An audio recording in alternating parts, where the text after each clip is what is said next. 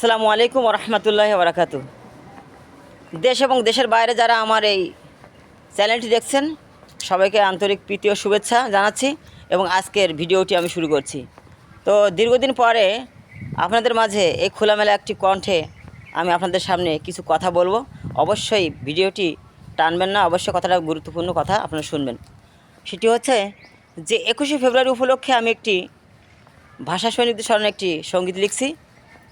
তো এটি 21শে ফেব্রুয়ারির দিন আমি আমার ইউটিউব চ্যানেল উম্মুল কোরআন শিল্পী গোষ্ঠী গগন বাবু রোড খুলনা, আমাদের মাদ্রাসা উম্মুল কোরআন ক্যাডেট মাদ্রাসার উম্মুল কোরআন শিল্পী গোষ্ঠীর পক্ষ থেকে আমি এই ভিডিওটি আমি ডিক্লেয়ার করব।